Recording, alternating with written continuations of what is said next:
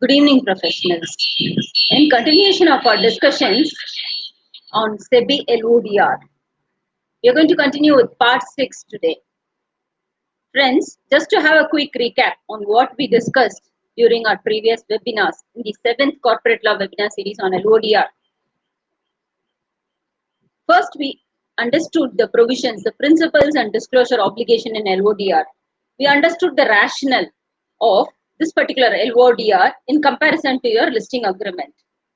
And we also studied the various ramifications if we are going to violate the provisions of LODR regulation, whereby SEBI has imposed stringent norms on these companies, providing severe strictures, penalties, and including the promoters' shares being freezed if there are going to be disclosure violations in the companies.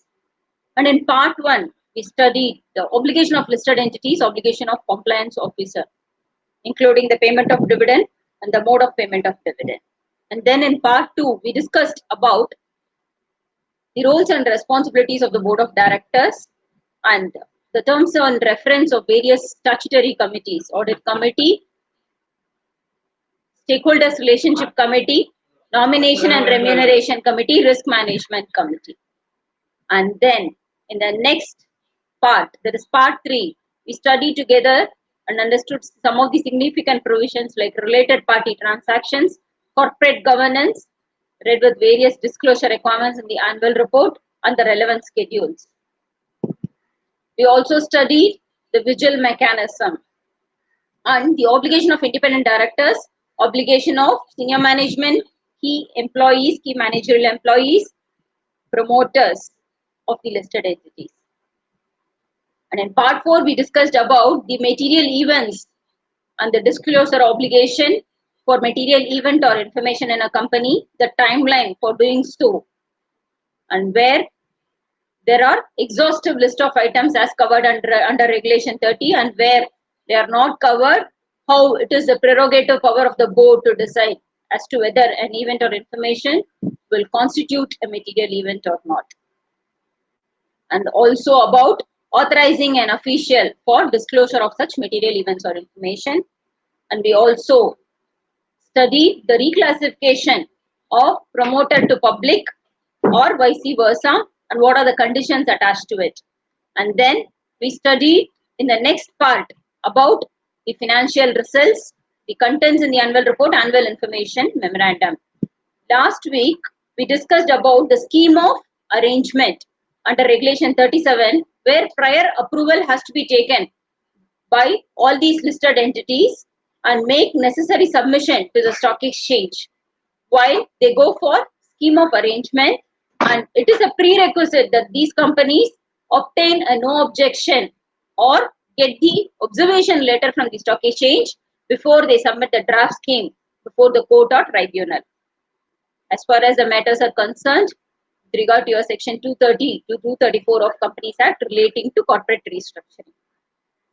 And we also studied about the unclaimed suspense account under Regulation 39 and Regulation 38 with regard to your MPS, minimum public shareholding, as provided in your Regulation 92A of your Securities Contract Regulation Act, read with relevant rules.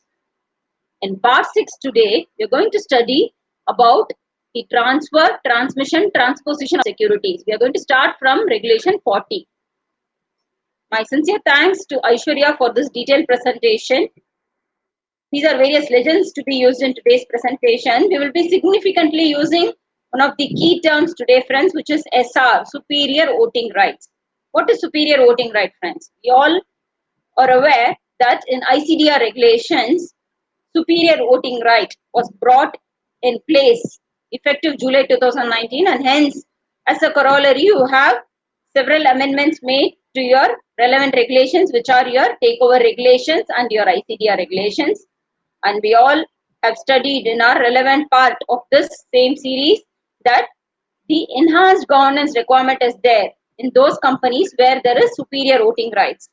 We studied in Regulation 17, 18, 19, 20 that when it comes to composition of the board of directors, at least one half of your board shall be independent directors in the case of those listed entities where you have superior voting rights. And also, audit committee, all the members shall be independent directors when you have superior voting rights. And for other committees like your SRC, NRC, RMC, there you have this particular composition of minimum 2/3 of your directors shall be independent directors when the listed entity has superior voting rights. So what do you mean by superior voting right, friends? 2EEA of your SEBI ICDR, as the name implies, says that this superior voting right is assuming or having superior right over the other equity shares as are issued by the issuer company being a listed entity. So with this brief introduction, let's get into today's presentation. As mentioned, we are going to see transfer, transmission, transposition of securities. Friends, first, let's understand conceptually what do you mean by transfer. As company secretaries and professionals and students, we all are well aware that transfer is nothing but transfer from one party to other party. And when it comes to securities, when I want to record the transfer, I am the transferor initiating the transfer. Upon receipt of consideration from the other party who is the transferee, it is similar to your offer and acceptance in your contract. So you are offering as a transferor and the other party who is accepting is your transferee. And this comes to a closure upon receipt of consideration by this transferor. Of course, upon receipt of satisfactory documents in place by the listed entity or by the RTA. RTA is your registrar and share transfer agent who is empowered and authorized by the listed entities considering the voluminous transactions involved to execute the transfer on behalf of the listed entity. So this is transfer. What is transmission, friends? In the event of death of a holder, say, for example, there are two holders, shareholders in a company, and A is, upon his death, there is a transmission which is lost, and hence B will be entitled and he becomes the sole holder of shares. So transmission happens in the event of death of either a single shareholder, then it goes to the nominee of the shareholder. If there are joint holders, then it goes to the next shareholder in place. In our instant case, it is B. What is transposition of securities, friends? Transposition is nothing but the order is getting changed. We all are aware that when it comes to Companies Act, the first holder assumes significance, be it receipt of your annual report or any other shareholder's correspondence, he assumes greater significance, which means he will be entitled to receive the documents as the registered holder. And in the case of dividend, the registered address to which the dividend warrant is dispatched will be again your first holder of share. And again for voting, for example, there is a e-voting or postal ballot by a listed entity and there are three holders. And the first holder, if he is going to vote and without his knowledge, second, third holders are also going to vote, then only first holder's vote will be considered, which means there will be one share, one vote concept, and hence you will not be having three votes for one particular share. Hence the first holder assumes significance. So by virtue of an arrangement, if they want to change the order A, B, C to B being the first holder and then A and C, then they can do so by lodging the necessary documents. In that particular scenario, friends, please remember there is no transfer deed or any stamp duty involved, unlike in the case of transfer, where transfer deed and the necessary stamp duty as per your relevant state legislation has to be done. So let's get into the provision of Regulation 40, having understood the concept of transfer, transmission and transposition. The listed entity shall comply with the regulation for transfer of securities and effective 8th June, it is made mandatory that securities shall be held in demat form with the depository. So indirectly, they are making it mandatory for the listed entity to have all the shares in demat form. So which will facilitate the process of effecting the transfer when it comes to lodgement of this particular transfer deed or your request with the depository. The board may delegate the power of transfer to a committee. Committee generally will be your stakeholders relationship committee because that deals ideally with all your shareholders, debenture holders, deposit holders, any other security holder. Compliance officer, of course, the company secretary will be assuming significant power in giving approval for any transfer, transposition or transmission. Registrar to an issue. As mentioned earlier, RTA will have wide powers because Considering the voluminous transactions involved, each and every transfer or transmission cannot be individually reviewed by the listed entity, and hence they provide this particular power to the RTA or share transfer agent as they are called.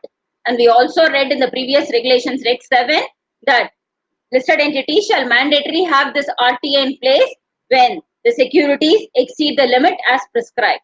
And the board or the delegated authority shall attend to the formalities at least once in a fortnight. So your SRC, upon receipt of all these requests, at least once in every fortnight, shall review and take on record or consider these particular transfers or transmission in place. And of course, in a consolidated fashion, they shall report those details of transfer in every board meeting.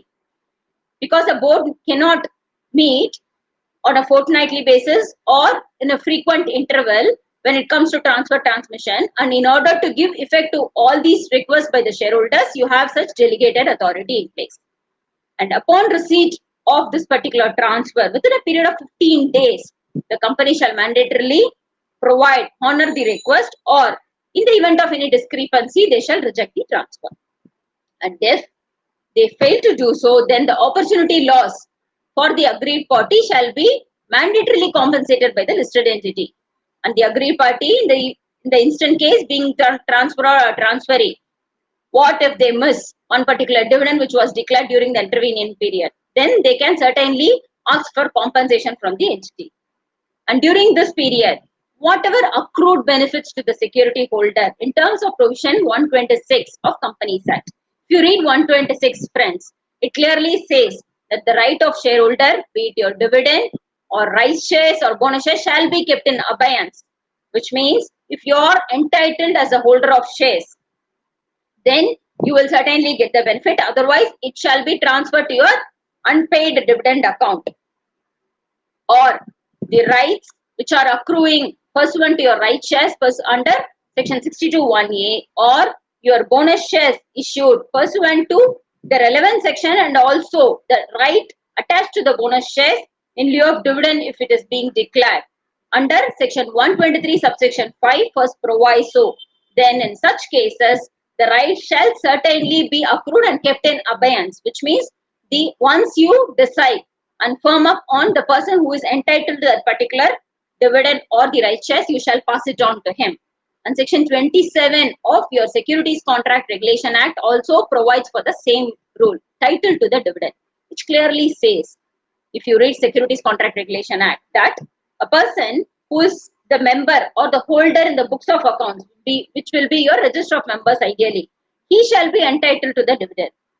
Or if the transferee has, before the transfer is executed, lodged the necessary documents, which will be in the instant case your transferee, then certainly he shall be entitled to that particular transfer, provided within 15 days from the date you declare the dividend, he is lodging those relevant documents for giving effect to the transfer. Any claim or dispute, of course, you can settle the matter by way of your mediation or arbitration. And for transmission, the timeline prescribed is, in the case of TMAT, it will be a smooth process, and hence they are giving a reduced timeline of 7 days, and in case of physical, it is within 21 days. Of course, the company shall maintain all necessary audit trail, which shall be like dated records. Chronologically, they shall maintain all the correspondence with the investor with regard to all these events. And if there is any prohibitory or restraint order, for example, there are 3 shareholders, including self, and I have lodged a prohibitory order or court order saying that if the other 2 parties come, you better don't transfer the shares until this court matter is getting settled. Then the company shall certainly obey to the court order, and they shall not give effect to any transfer until the matter is settled. And the registrar shall certainly, this particular registering the transfer of shares by the listed entity in the name of the transferee, it shall be kept in abeyance until this prohibitory order is provided, and they can wait till 60 working days if there is going to be a request saying that the prohibitory order will be provided by this particular party. Otherwise, they can proceed, because without having the valid document in place, they cannot wait for delaying the transfer. And I am a shareholder and I have owed some money to the company or I am indebted to the company, vice versa. So in which case, this shall not be a matter of consideration for giving effect to the transfer. So indebtedness should not be a cause of concern for rejecting the transfer. And company secretary, practicing company secretary shall half-yearly certify the compliance with regard to the share transfer agent maintaining the documents or in-house maintenance by the company. More importantly, to confirm that within 30 days, all these transactions are given effect to with regard to the transfer, transmission, transposition, split, consolidation, renewal, demat, remat, as the case may be. Friends, due to COVID, we all know that SEBI gave various relaxations for providing these disclosure obligations to stock exchange, pursuant to which White SEBI circular dated 26th March, there was an extension granted for all the listed entities to submit this particular half-yearly compliance. Instead of 30th April, they were mandated to do so on or before 31st May. And additional application of this regulation will also apply for deletion of name of a deceased holder, transmission, transposition, which we discussed earlier. And we are going to see the relevant schedule which provides for various documents which have to be certainly reviewed by the listed entity or the RTA to give effect to all these transactions. Before which, we will see one interesting judicial precedent on the subject. Regulation 49 and 10 were violated by this IRA Infra Engineering Limited, friends, which means they did not file the certificate from a practicing company secretary for compliance with the transfer transmission events, and for 13373, which we discussed in our previous webinars. So all these were like non-disclosure violation by the company, and the competent authority appointed by the adjudicating officer was authorized to inquire into the affairs under section 15AB of SEBI Act. Friends, if you read 15AB, it clearly says that when there is a failure by the company to file any return or document or any other information with the relevant stock exchanges, then penalty shall be imposed for at least 1 lakh for every day, and for continuing offense, then the maximum penalty is imposed, which is 1 crore, whichever is lower. So, pursuant to this section, the adjudicating officer was appointed and a show cause notice was issued to the company. The company, while the resolution professional who was appointed, submitted their response, and also they were under this CIRP, Corporate Insolvency Resolution process, and the reply was submitted on 30th December 2019. And this is a recent case, so the personal hearing was made by the authorized representative on 18th March 2020. And both BSE and NSE submitted to SEBI that this company has violated all these regulations, including this regulation 40, which we discussed now. And hence, both the stock exchanges delisted the securities. And the adjudicating officer in his order stated that the noticee, that is IRA Engineering, violated the provisions of LODR with regard to disclosure obligation, not only with regard to making disclosures, but also for not making the disclosure within the prescribed timeline. And if you read that particular order, they have failed to submit all these documents from June 18. So this particular company not only violated LODR, but also the regulation section 15A of SEBI Act, which we discussed just now. And final order was thus passed by adjudicating officer, imposing a penalty of 6 lakhs for violation of SEBI LODR regulations. Schedule 7, you have to read together with regulation 40 to understand the procedural norms as prescribed and the documentation which has to be done for all these scenarios.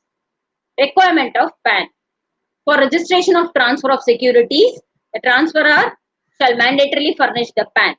And where it is not available, there is an exception given in the case of Sikkim state, where the requirement of PAN may be substituted with ID proof. And we have always noticed that in the case of married women, there will always be a discrepancy and the difference in the maiden name and the current name. And hence, in those cases, they have provided a leeway. The LE may collect the PAN code of the transferee, they say. If the transferor has this difficulty, then the other party may submit. Of course, the onus is on the listed entity to ensure that the necessary identity is in place for both the parties to ensure that there is a valid lodgement of transfer. What if there is a difference in signature? If there is a minor difference, then they say that the listed entity shall observe that minor difference, take cognizance of that, and send a notice to the transferor. Within 15 days of receipt of the letter, he shall provide necessary objection, if any, with regard to this particular lodgement of transfer. What if there is no response from this particular person and there is no objection raised within 15 days? Then LE, that is listed entity, unless and until there is any suspected fraud or forgery in the instant case, they may certainly provide authority for registering the transfer. Of course, listed entity shall maintain the necessary documentation evidence in their records. That is for minor difference. What if there is a major difference in your signature? Then LE shall again send the notice to the transferee with an objection memo returning all the original documents already which they have received, like your transfer deed, original share certificates, whatever was received, back to the transferee, explaining the reason for this mismatch in signature, and they shall certainly state that additional documents shall provide authenticated proof for the signature tallying. More particularly, your cancelled check with banker attestation on your signature, affidavit to update the transferor signature in the records. Where there is a mismatch, in future they shall take cognizance of this particular signature, and hence they shall certainly ask for an affidavit and contact details of the transferor to take on record this particular transfer. Of course, for great mismatch in signature also, they shall certainly honor this request provided there is no fraud or forgery, and necessary documentation evidence shall certainly be maintained in the records of the company. And in case of transmission, friends, there is a great relaxation provided by way of LODR. For DMAT, they said that simplified documentation could be adopted by these companies where the threshold limit is up to 5 lakhs. Friends, if you observe this with the previous listing agreement and all the SCRA provisions, you will certainly appreciate that this is a real blessing available to listed entities, because many of the transmissions were not honored because for want of all these relevant documents like your probate, will, death certificate, affidavit, indemnity bond, and they were all getting delayed for want of documents. And this is real, in the interest of shareholders, this is a real blessing given to all these listed entities where relaxation is provided. And in the case of physical forms, where there is a nominee who is clearly marked for this particular transmission, then there is no issue. Then the duly signed transmission request by the nominee with the death certificate of the holder attested by a notary public or a gazetted officer and the self-attested copy of the PAN of this nominee will be sufficient. And where it is without a nominee, then there are two monetary classifications, friends. When the limit of transmission request is less than 2 lakhs or more than 2 lakhs. Where it is up to 2 lakhs, then probate, will, or letter of administration as provided in your Indian Succession Act is recommendatory. But if the threshold of transmission request is more than this 2 lakhs, then it is mandatory that you get the probate, will, letter of administration or decree, court decree, as the case may be. And in addition to that, if there is an affidavit from all legal heirs giving effect to the identification of this particular holder, along with the indemnity bond and no objection certificate from all the legal heirs. In the case of transmission, all legal heirs shall mandatorily give confirmation that they don't have any objection in assigning or transmitting these shares to one particular holder.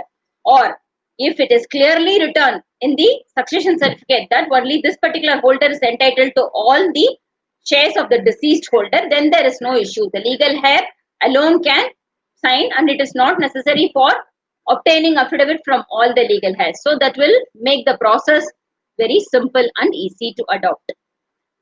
This is what we discussed earlier, that for value over and above 2 lakhs, it is mandatory that you provide a copy of your probate of will, letter of administration or court decree because of the value involved in the transaction. We will move on to Regulation 41.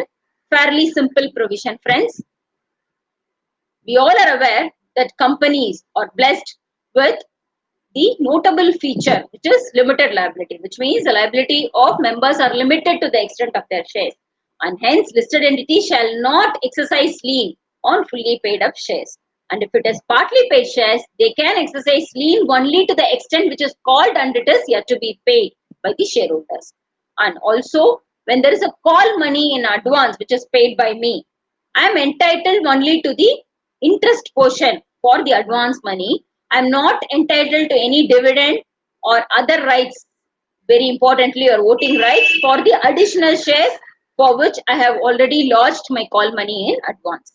And companies, listed entities shall not issue any superior or inferior voting rights with regard to your dividend or with regard to your voting rights.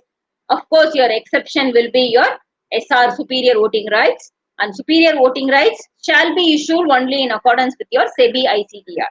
If you read SEBI ICDR, it clearly provides several restrictions with regard to the platform, the companies where such superior voting rights could be given, information technology companies, data analytics companies, and the promoter requirement and the net worth requirement, where the collective net worth of these companies shall not exceed 500 crores, the lock-in threshold. So all these shall mandatorily be complied with before we issue the superior voting rights. And companies shall not issue or offer in the first instance all shares unless and until it is on pro rata basis, which means you shall not pick and choose only few shareholders when you go for rights issue, and it shall be a rights entitlement to all the existing shareholders on a pro rata basis, unless in a general meeting it is decided and approved by the shareholders otherwise, which means the shareholders themselves agree that to this particular portion of shareholders we agree to make this particular special right privileges or be it your differential right, provided they approve these particular transactions. Likewise, your redemption also cannot be done unless it is provided the redemption option is available on par to all the shareholders. So there shall not be any preferential treatment to any specific shareholder, and hence the regulation mandates clearly that listed entity shall not select any of its listed securities for redemption other than on pro rata basis or by way of lot. You can do so by way of lot unless it is provided otherwise in the terms. In the terms of my redemption, in the share certificate, on the back of the certificate, I clearly say that the redemption is on such and such a date only to these shareholders. Then I may do so. Otherwise, I am not allowed to give any preferential or differential treatment to any set of shareholders. Now comes the new provision effective 29 July 2019, which we discussed in the beginning of this particular webinar, that other provisions relating to your superior voting rights. Superior shares shall be treated on par with your ordinary shares. Only difference will be with regard to their voting rights. There they assume significance as the name implies. And the total voting rights of these superior voting rights shareholders together with your ordinary shares shall not at any point exceed 74% is the mandate given. And these shares shall be treated as par with your ordinary shares in respect of matters as specifically provided in this regulation. What are they? With regard to your appointment, removal of independent director or auditor, where a promoter is willingly transferring the control to another entity, with regard to voluntary winding up, or when you are initiating this CIRP process, voluntary winding up process under your insolvency and bankruptcy code, or utilization of funds other than for business purposes, and where the substantial value transaction is based on material threshold as prescribed under the regulation, with regard to buyback or passing of any special resolution with regard to delisting and changing your charter documents of the company, or anything which is excluding your changes which affects the SR voting rights.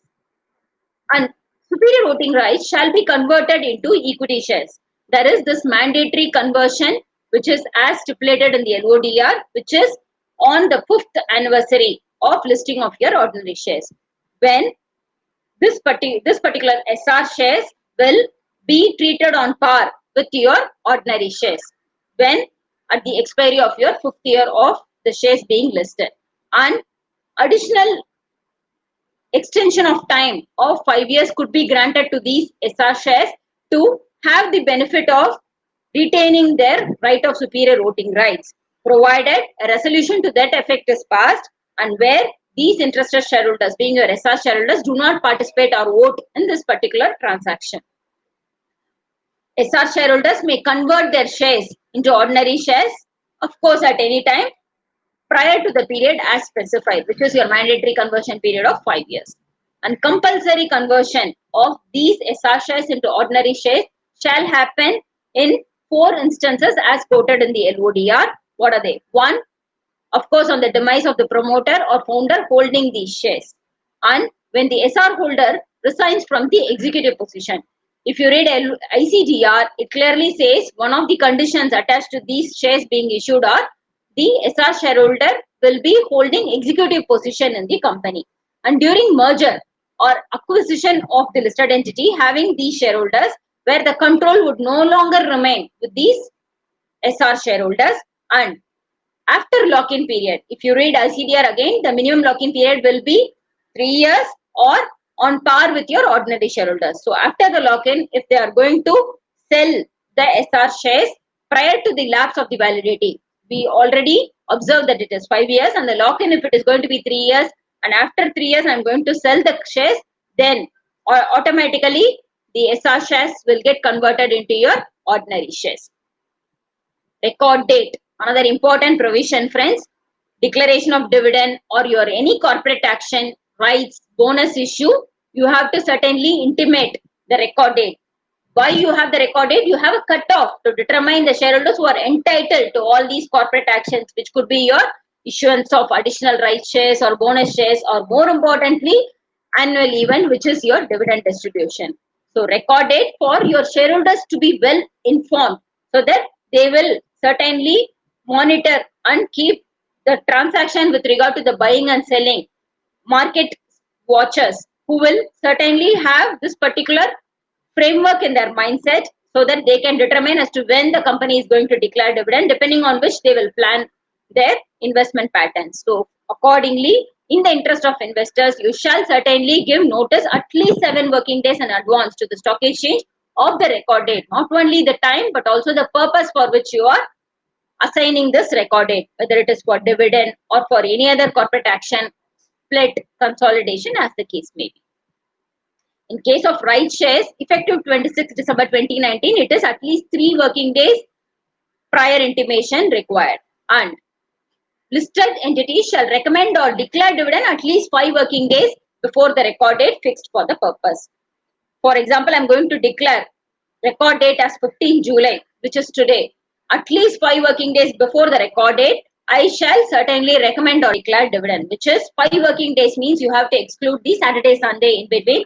So, which means 12th, 13th will be excluded for this purpose, and you will have 14th, 15th today will not be considered for that purpose. So, 12th will be considered, and 12th, 13th means 14th will be considered, and prior to which you will be taking another 2 days for this purpose for compliance, because many companies, because of this wrong computation, they get severe penalties and the notices from stock exchange. So we need to be extremely careful in computing the number of days for this purpose.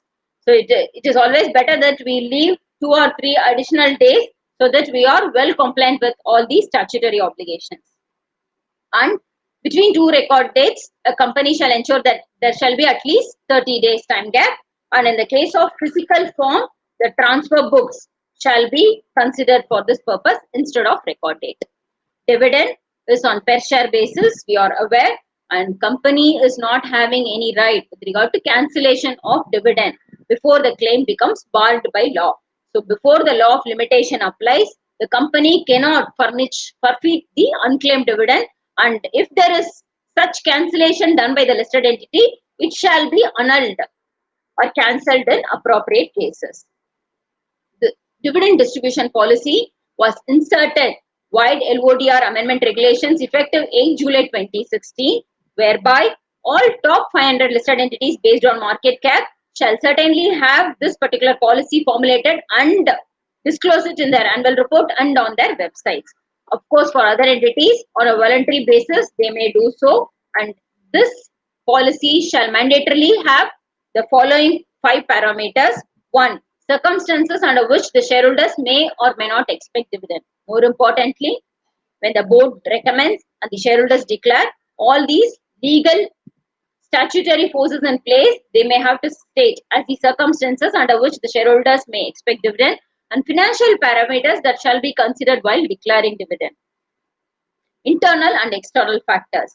Internal factors could be the company's financial position and the financing obligation. If they have some loan in place, then whether they have to completely honor all those obligations before declaring this particular dividend. Otherwise, they will be having loan defaults, and hence all these internal factors. If they are going to have any project expansion, they are going to set up a plant, then these cash accruals shall be kept invested by the company for future expansion purpose. So these internal factors will well determine the dividend policy and the declaration of dividend. External factors could be your macroeconomic factors, be it your economic outlook, your GDP, national income, inflation, unemployment. So all these market factors, the macroeconomic factors, will certainly determine the declaration of dividend. It could be your political change. If there is a government, be it your central government change or state government, it will certainly have an impact in the declaration of dividend, which could be one of the external factors. Technological change. For example, I am doing NBFC business and I am going to invest a huge amount for the purpose of setting up tap facility for collection purposes in the next year, 2021. Then this will certainly have a severe cash outlay in the business, and hence certain amount has to be set aside for this investment purpose in the technological advancement, and the rest should be for the purpose of internal cash accruals. And other external factors could be your regulatory changes or tax changes. For example, I am a startup company. I have this tax benefit of only 10 years. I am now in the 11th year, and hence, so there will be certainly tax impact for the company, and hence I have to set aside the portion and thus declare dividend considering all these external factors into consideration. Policy as to how the retained earnings shall be utilized. How my retained earnings will be utilized, the set of pattern, and then the distribution of dividend will come into picture. Parameters that shall be adopted with regard to various class of shares. If I'm going to have different class of shares like class A equity share, class B, and there are different set of dividend entitlements given to those shareholders, I have to certainly in my policy provide for class A, if it is 10%, 15%, what kind of pattern or what kind of term sheet I have signed with those class shares, I may have to certainly disclose in the policy. And one of the key factors before we come to one of the Infosys dividend distribution policy, just for our understanding purpose, is if there is going to be any change in the parameters, then I owe an obligation to report such changes with the reason for these changes which I have made in the annual report and also on the website after making such changes to the policy. This is the dividend distribution policy of Infosys, friends. Before we conclude, let's have a quick review of this policy. They have clearly given the background that pursuant to this particular notification, effective 8 July, the company was made mandatory to have this policy in place, and hence they have set out this particular policy, and they have clearly given all the parameters as prescribed in LODR, circumstances under which the investor may or may not expect the dividend, and what are the financial internal parameters. If you read the internal parameters, they have set out clearly the capital allocation plan, their financing obligation, which is their fund required to service any outstanding loans, liquidity ratio, very important, and any other significant development which requires cash investment by the company. Other external factors could be, as discussed earlier, your macroeconomic factors, political changes, and business or technology environment, or any changes in the competitive environment. Suppose I am in a retail business and FDI norms are giving additional FDI in the sectoral cap of retail, then that will, hence other retail segments, when they are going to expand the business and bringing in more FDI into India, I will certainly, because of the competitive pressure, forced to bring in more investment, significant investment, and hence to that extent there will be certainly a dip in the dividend which I am going to distribute to the shareholders. Policy with regard to the retained earnings, how they are being utilized, and provision with regard to various class of shares. Here they have clearly mentioned that the company had only one class of shares, which is equity, and hence the entire policy will apply to solely for this particular class of equity shares. Policy will be reviewed as and when required by the board. Friends, with this, we are completing this important provisions with regard to transfer, transposition, transmission of securities, and what are the documentation requirements which the listed entities shall certainly comply with, along with the timelines within which they have to honor these requests. And we discussed about other obligations, other securities where the timelines with regard to issue and redemption, how it should be treated on par with other shareholders. We also discussed about the superior voting rights, which was recently introduced in LODR, and we are concluding with this dividend and dividend distribution policy today, friends. Thank you very much. We will continue with SEBI LODR Part 7 in our next Wednesday webinar as well. Take care, stay safe.